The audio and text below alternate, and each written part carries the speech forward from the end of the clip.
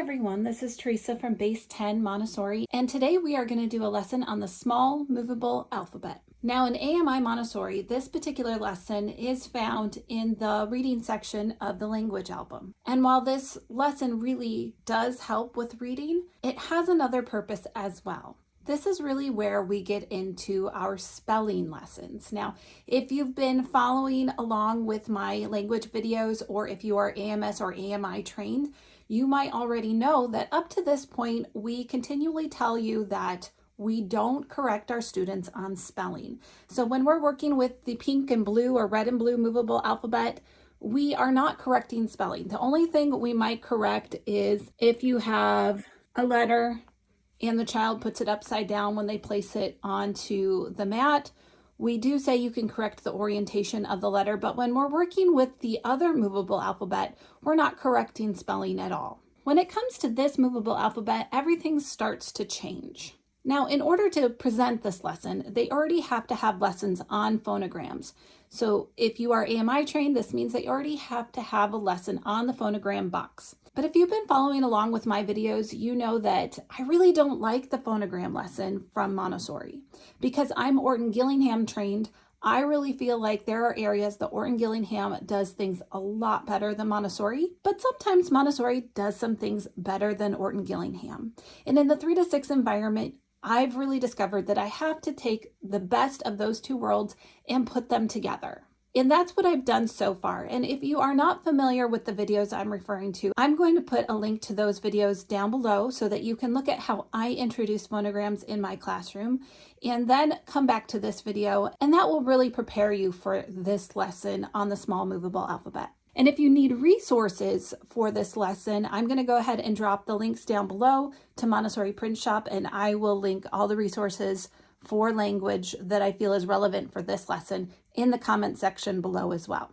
Now, when we start this lesson, the age is going to be around 4 to 5 years old. So when we're introducing the small movable alphabet, there are going to be 3 different lessons I'm going to show you and 1 extension I'm going to tell you about. So when we introduce this lesson, we are going to have the red alphabet and the black alphabet. If you are AMI trained, or if you work in an AMI environment, or if you are just around enough Montessori people that you know that we do a lot of cursive, you're going to notice that these movable alphabets are in print. I'm AMI Montessori trained, but the small movable alphabet is always in print. And why is that? That's because in AMI Montessori, we write in cursive and we read in print. This is a reading lesson. It's not a writing lesson. So up to this point, when we've used the movable alphabet, we've used it as a writing lesson. It's all about the child expressing their thoughts through writing. This is going to be all about reading a word and then replicating it. So if you are going to buy a small movable alphabet and you're trying to do cursive, my advice to you would be to get the print.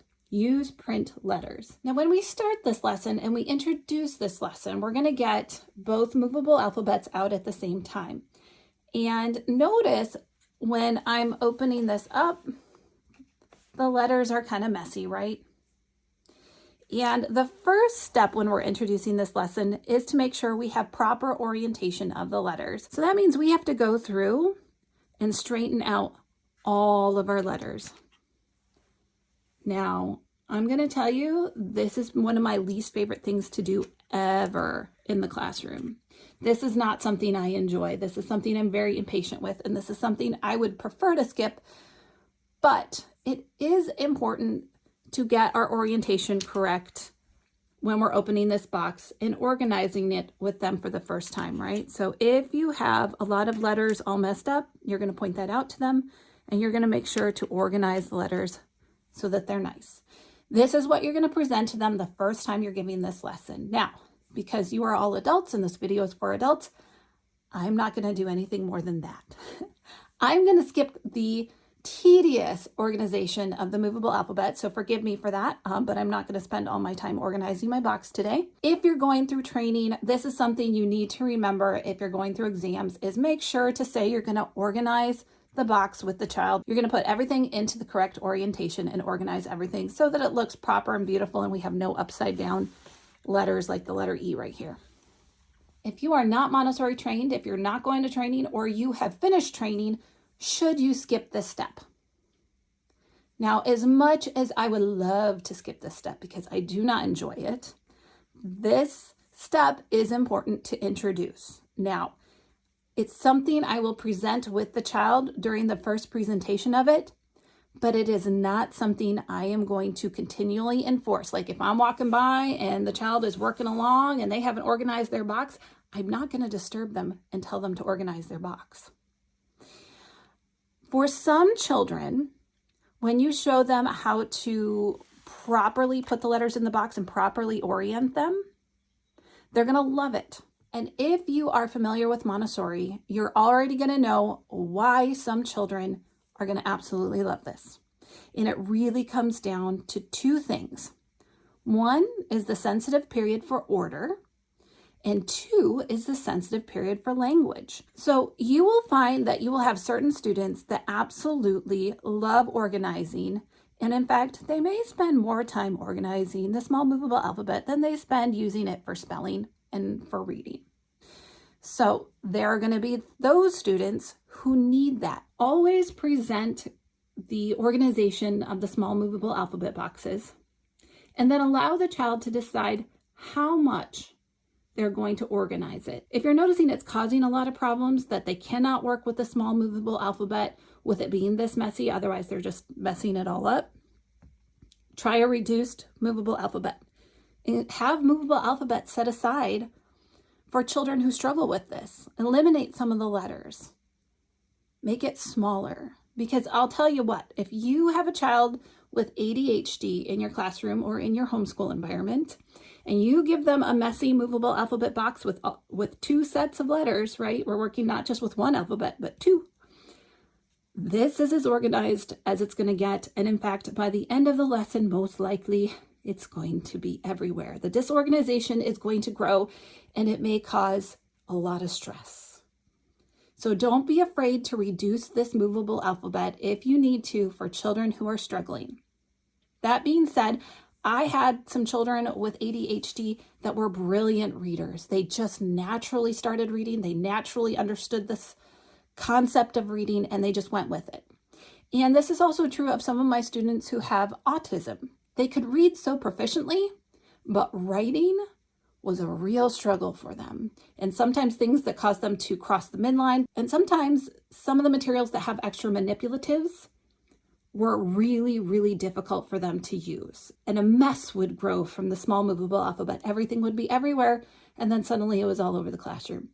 So just keep in mind that this is going to be difficult for certain children, and we do need to adapt. We do need to be flexible with this lesson, and there are different ways to do that.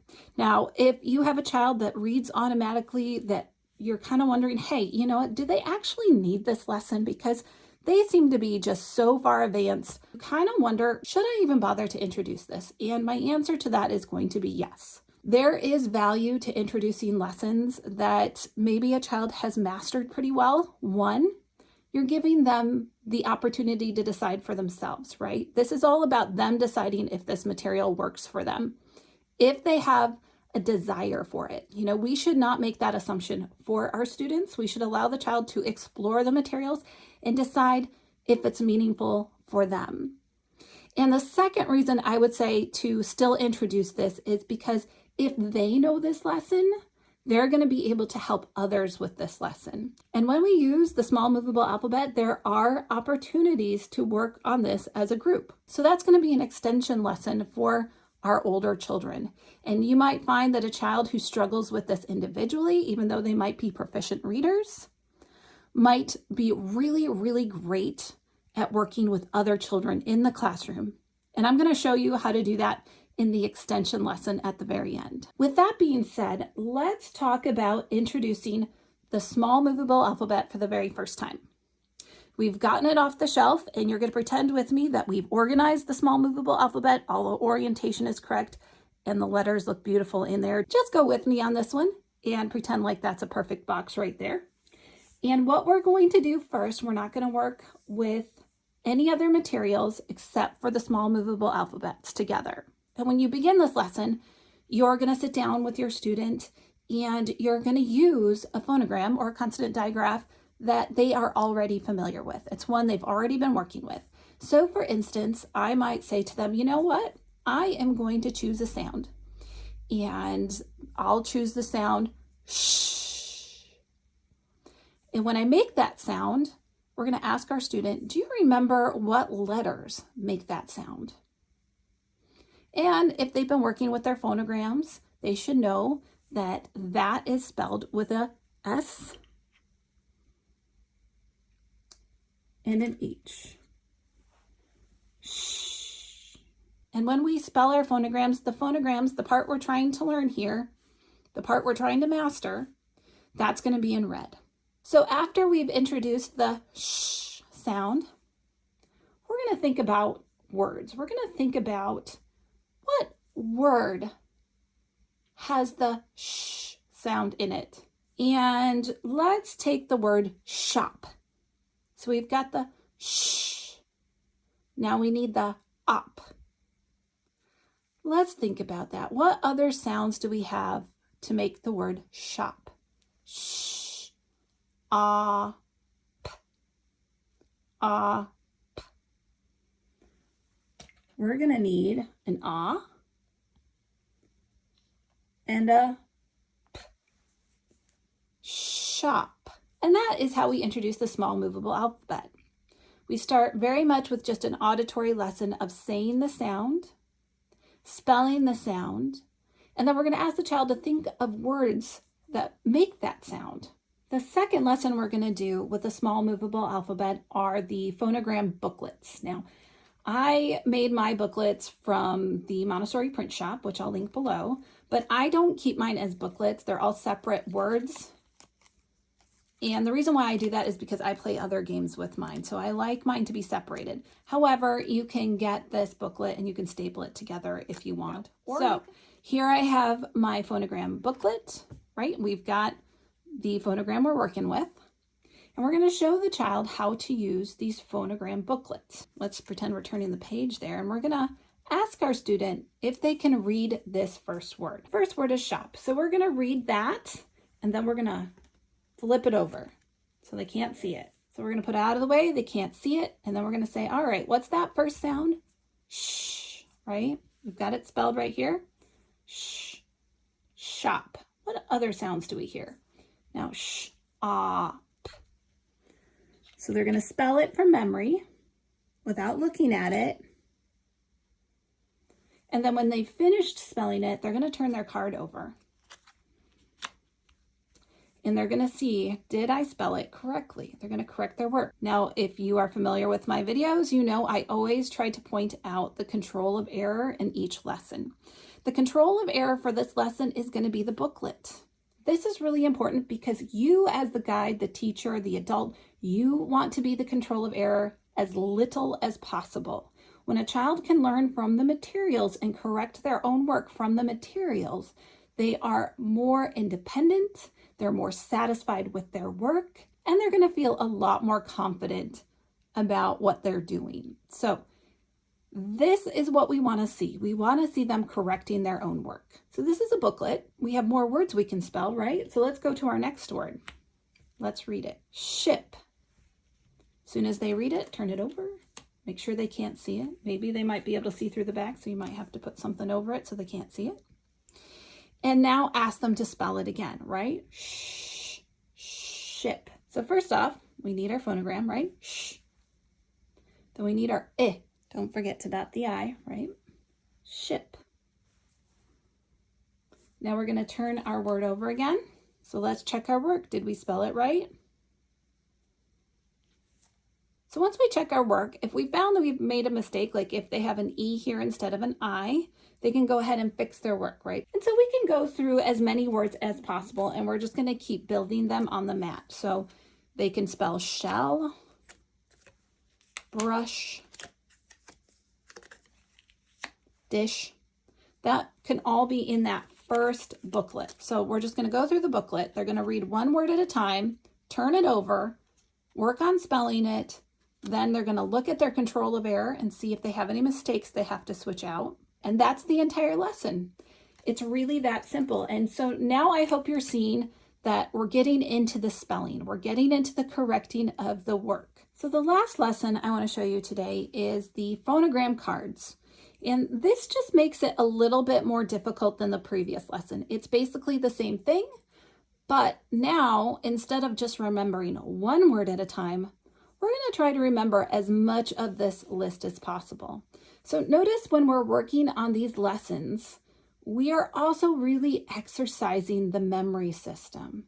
This is all about helping the child remember, holding information in their mind, and then using that information, and then we correct our work using our control of error.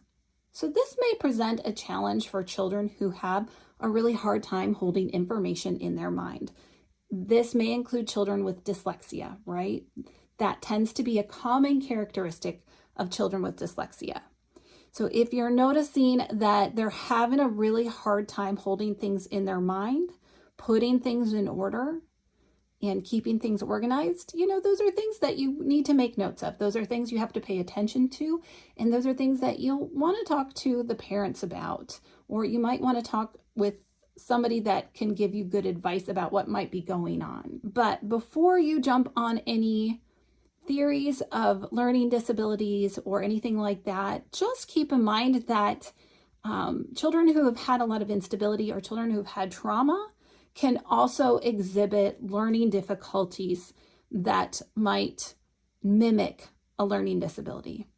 And it might just be instability, or it might be trauma, such as, what if they just lost a parent, or their parents went through a divorce or something like that. So before you try to move the child into a learning disability diagnosis, keep in mind that a lot of things can happen in someone's personal life that can really affect how they learn and what they're learning during that time. So we need to be careful not to just jump to conclusions. So with that being said, let me show you this last lesson, and then I'll explain the extension to you at the very end. So right here I have my list.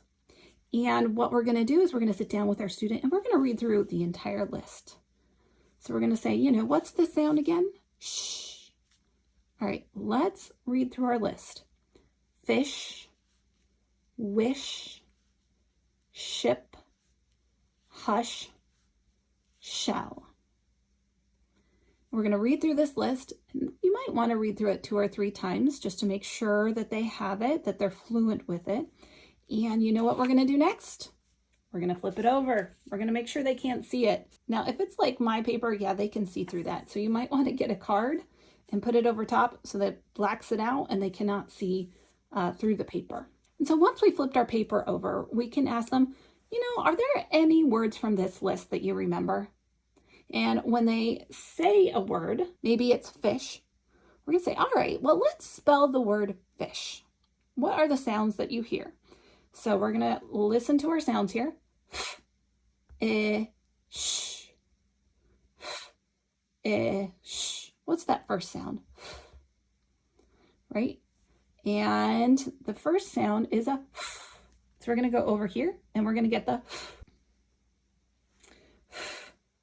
Sh. Sh. What's that sh sound?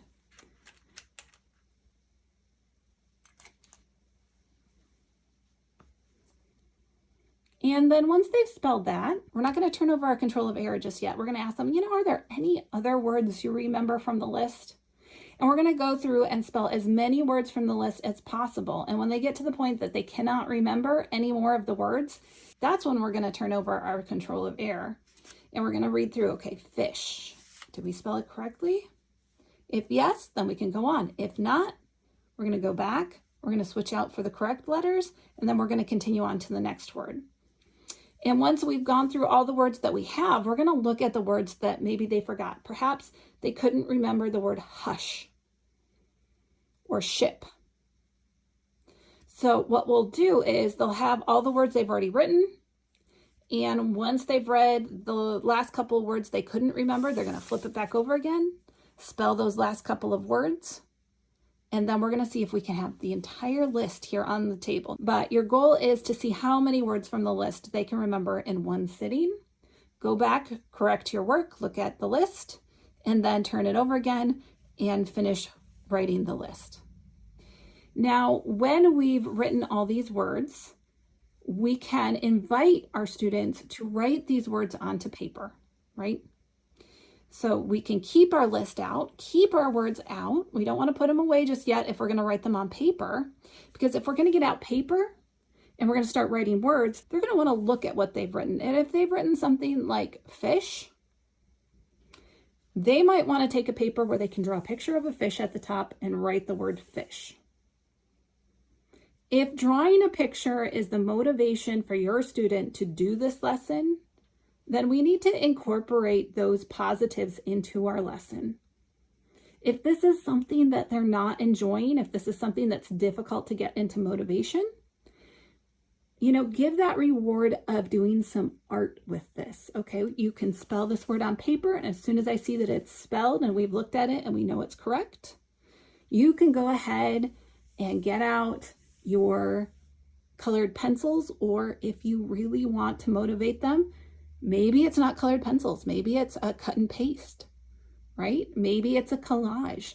And in some cases, and I don't usually recommend this, but in some cases, you could even allow them to use markers. If you're finding it's really tough to motivate them, you can adapt this reward for whatever your student needs. And yes, I did use the word reward. And I know in Montessori, the idea of rewards is kind of a bad thing, right? We don't tend to want to do anything that where the reward doesn't come from inside the child themselves, right? We don't like to give external rewards.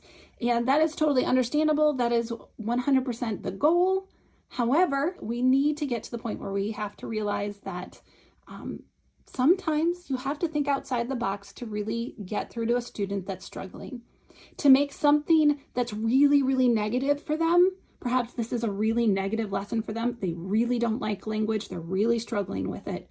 Sometimes we do need to go back to the behaviorist approach to behavior and link this with something positive. Link this with something that they're good at. Don't be afraid to do that. Don't be afraid to use other behavioral methods to get through to your students. And if you have children who have autism and they're working with a cognitive behavioral therapist, you're going to see that they use very different methods than we would suggest in Montessori. And they do use behaviorist techniques. You might need to incorporate some of those types of rewards into your classroom if you have students that are working with behaviorists. With that being said, one of the extensions in the language album for this lesson is group work. If this is a strong point for some of your students, you can pair them up with children who are struggling. And this might be a great opportunity for your student with really great reading abilities, but who really struggles with the manipulation of the materials and the organization of the materials. Pair them up with a child who's really good at those things. And then the student who's really good at reading can take the list. They can read the list to them. He says, okay, we're going to do shh. I'm going to read you the words. Fish, wish, ship, hush, shell.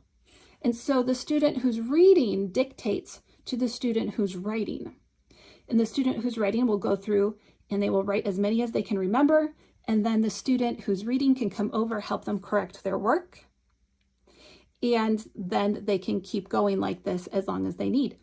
And this might also be great for students.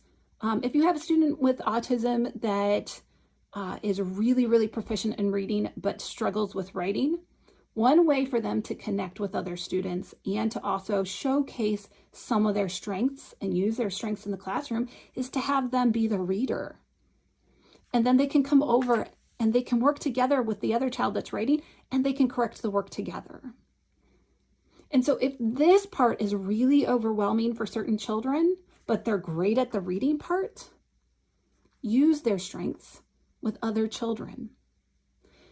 I've said this in other videos. I know sometimes Montessori gets a bad name because we are all about individual work and children should never work together. That is not true. Everything needs to be in context. It needs to be appropriate for the age of the child, but it also needs to be in context with the purpose of the activity, right? If the purpose of the activity and the behavior of the student fulfills the purpose of the lesson, there is no reason for you to deny group work, not in the 3 to 6 age group. If you're seeing behavior going out of control, if they are disrupting people, distracting people, they are interrupting concentration, if they're destroying things, that's when we step in and we say, okay, you know what? This needs to stop. We're done here. Sorry, this activity's over. But if that's not happening, if they're actually working according to the purpose of the work and they are treating the materials with respect and they're not distracting people around them or disrupting other people's work, then yes, please incorporate teamwork, incorporate group work, incorporate leadership. This is what Montessori is about. And so I just want you to keep that in mind. Again, we are being creative with the materials. These are exploratory materials. They are meant to be explored. They are not meant for you to control every little aspect of behavior. They are not meant for the child to only do one little thing. And if they go outside of it, there are a lot of teachers who might punish them for that. But if they are fulfilling the purpose and they're being respectful, these are exploratory materials. Let's see what they can do with them. Do not punish the child's exploration. Do not punish the child's creativity. That is not how we do things in Montessori. And I see a lot of teachers who cannot handle doing exploratory and creative things with the materials that come from the child. If it's coming from the adult, then I would say hold back. You know what? That's not really what this is about. This is about seeing what the child can do. And if the child is purposeful and respectful and they are doing something with the material that you hadn't thought of, then you know what? I would write that down. I would show everybody what that child did. And I would say, look at how cool this is. Look at what they did with this. This means they understand the material. When they do something unexpected with the material that's purposeful and creative and respectful, that is a moment to showcase the child, to showcase what they have learned, to showcase what they have done. It is not a moment to punish them, and it is not a moment for you to take control back of the lesson. So I just want to make that absolutely clear because I see this far too often in Montessori classrooms where the teacher does not understand the exploration. The beauty of these materials is in how the child uses them. So that's all I have for you today. I hope this has been helpful, and I just want to encourage you, if you're going through exams, yes, do everything according to your album. But if you're not going through exams, you have the freedom to be creative. You have the freedom to be yourself. You have the freedom to incorporate this and meet the needs of your students as you see fit. So with that being said, don't forget to like, share, comment, and subscribe to this channel, and I will see you in the next video.